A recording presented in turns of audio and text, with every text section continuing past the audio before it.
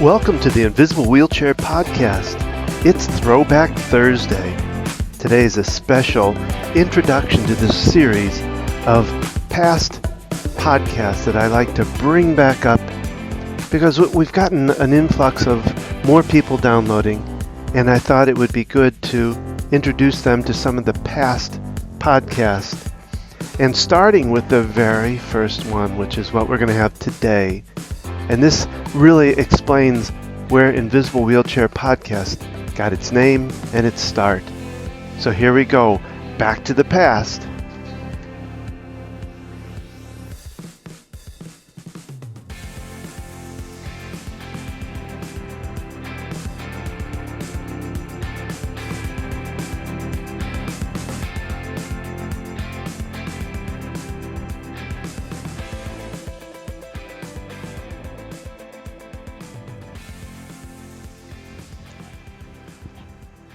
This podcast was recorded May 15, 2017. This is podcast number 8 called 5 Speeds of the Brain. Last podcast we talked about enhancing the sponge years. And we talked about how important it is to develop the brain by getting good nutrition, right atmosphere, even during pregnancy. And then giving those years when the children are taking in everything in the environment, giving them the best environment possible. So what I want to talk about, I think it's important when we're talking about any kind of anxiety, and OCD is a high anxiety disorder, we have to talk about what goes on in the brain. And I do it in a pretty simplistic mode here, but I want to talk about what I call the 5 speeds of the brain. We know it as the 5 brain waves, and they are: first is gamma, and that's what I call the project deadline wave.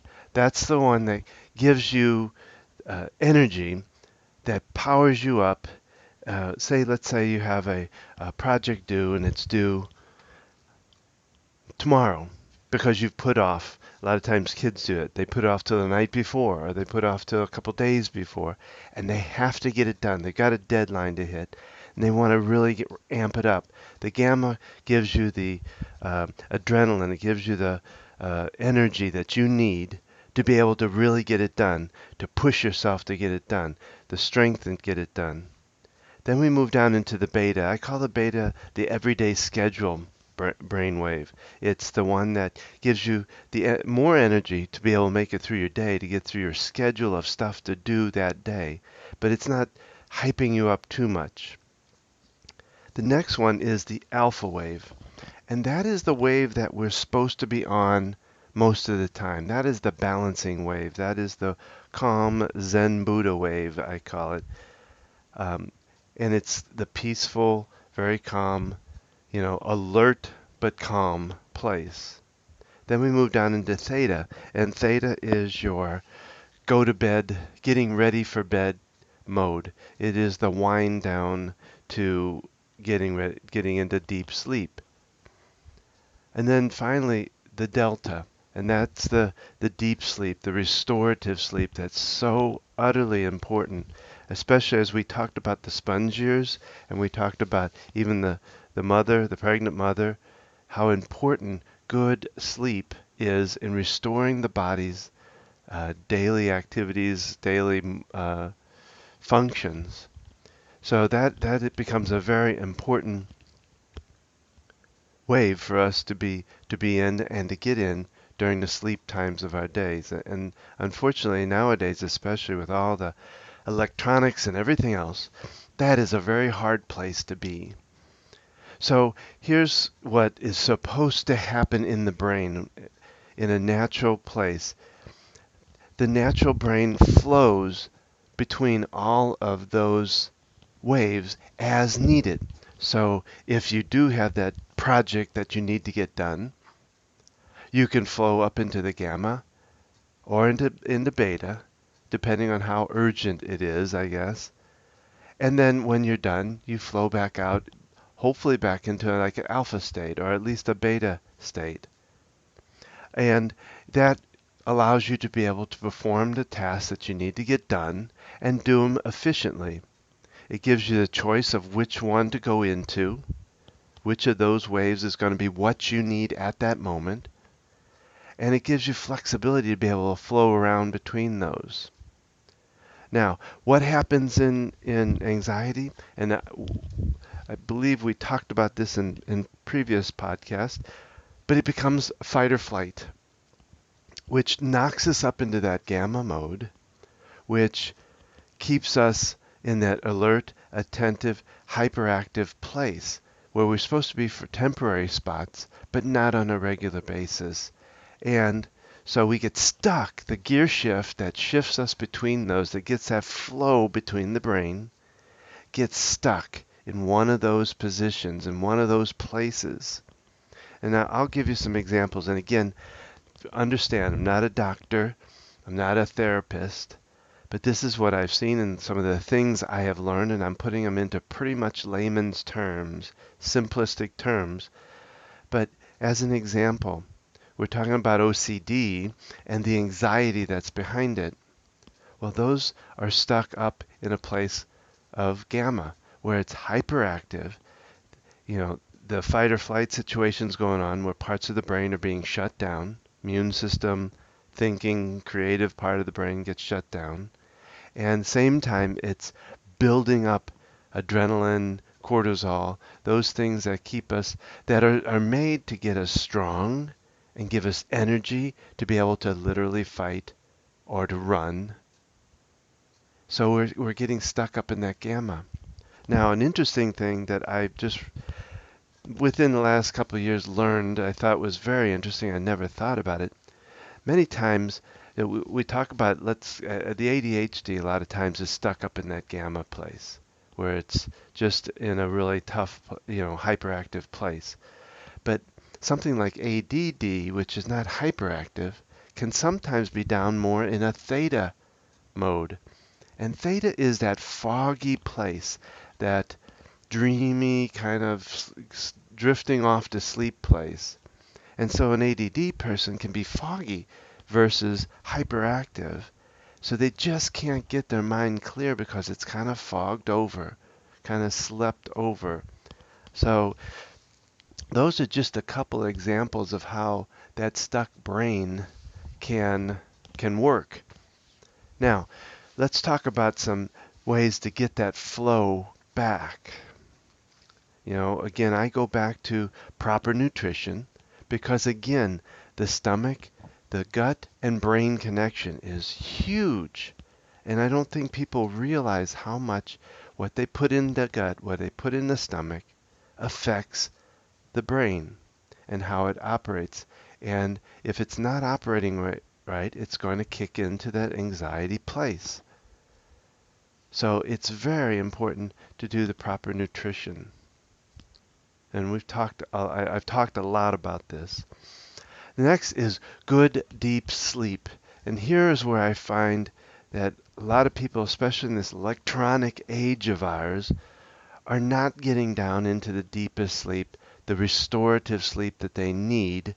And thus, all of these things really is just a circular kind of thing. You don't get enough sleep, so you wake up and you're tired, which leads to anxiety, which leads to less sleep. It just plays on itself over and over, And one of the things you can, to me, we have to start really paying attention to is how we are around electronics at night. Putting that screen in front of our eyes, that light from that screen can play with the brain's ability to get into the theta and into the delta wave. It pretends like it's daytime because it sees that much light. And so you don't get yourself into theta, which allows you to get prepared to get into delta, to work your way into that deep sleep. The electronics play a huge role.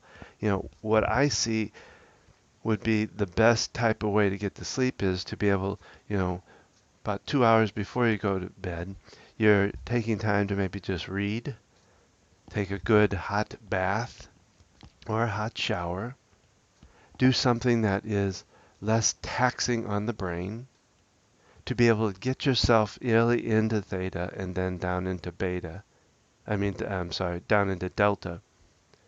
So I think that is vital, and I think we need to really, as a society, look at what we're doing late at night, because too many people are on that phone or on that screen, and it's keeping them up. Plus, some of the things we eat, the caffeine that we drink, all of that play a role in this that we really have to think about. The next thing is exercise.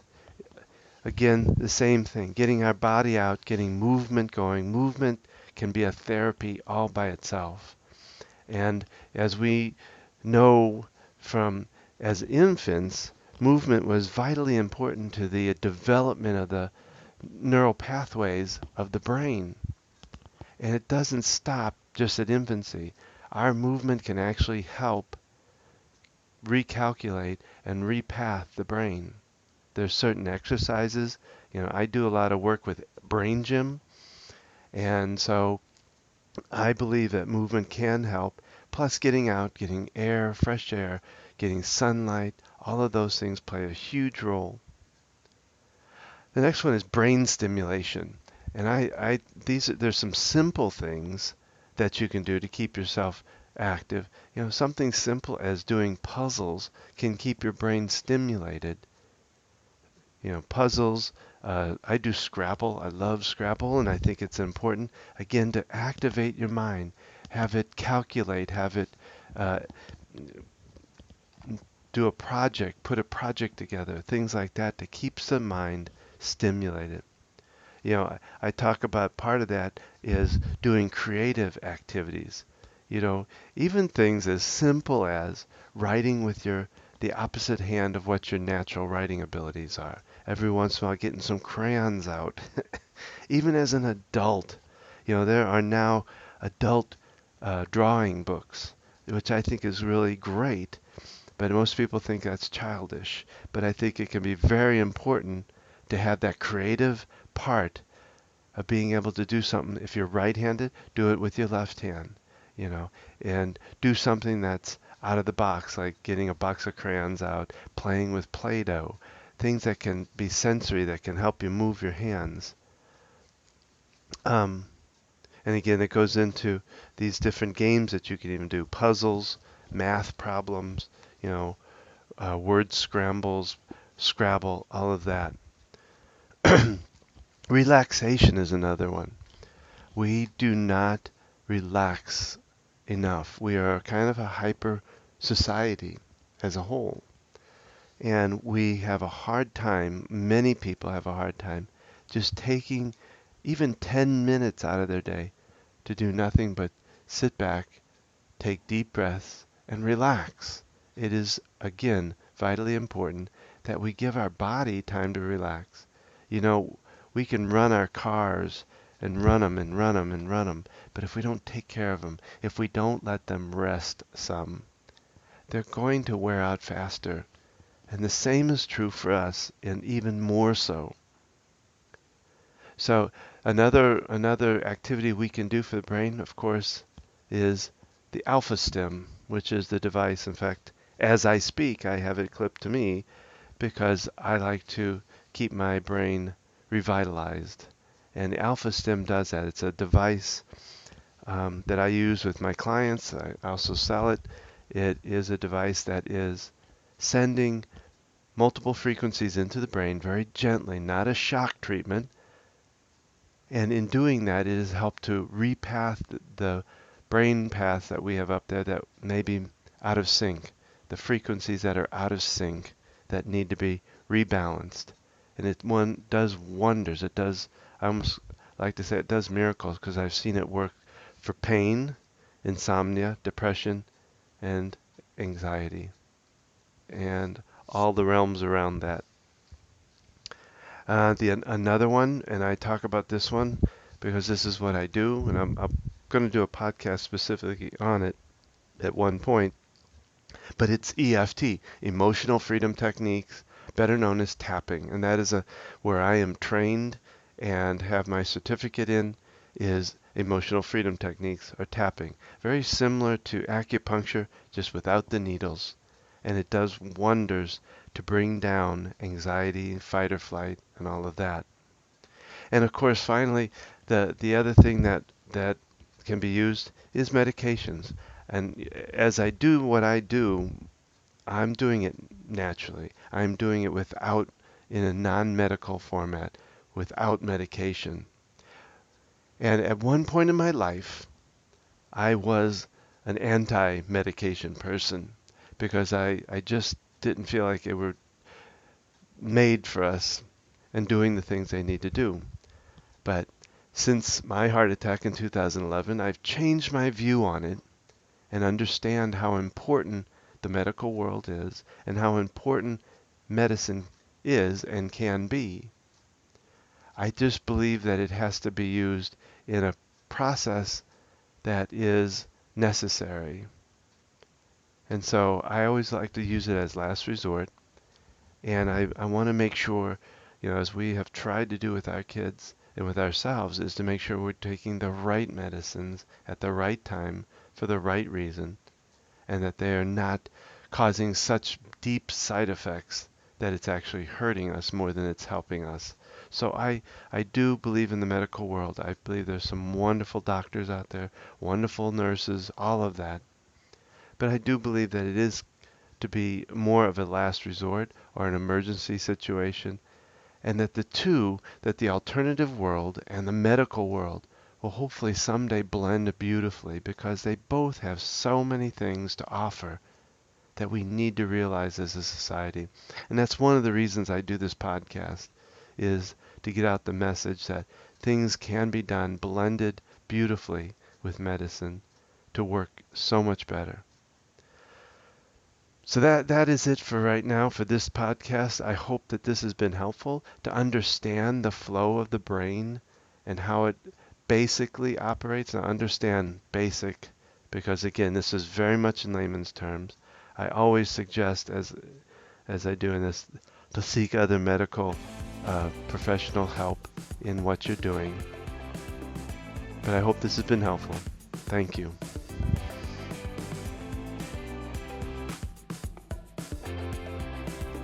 This concludes this podcast. We really would appreciate your comments. Simply leave a comment at www.invisiblewheelchair.com. There, you're able to submit a comment that will help us determine future podcasts. If you or someone you know would like to be a guest on the podcast, please email Don at invisiblewheelchair.com. Remember, there is a corresponding tapping recording for each of the podcasts, with the exception of the interview podcast. You can find these tapping recordings and archive past podcasts at www.invisiblewheelchair.com. Finally, there is relief for OCD, and we at FamilyOCD.com and FocusedHealthyFamily.com can help you find that relief. Again, you can contact us through those sites, FamilyOCD.com or FocusedHealthyFamily.com. You can also find us on Facebook at Invisible Wheelchair Podcast. You can find us on Twitter at InvisibleWheel1, that's the number 1, or at FamilyOCD. So thank you for listening. Keep tapping and transcending your life to new heights.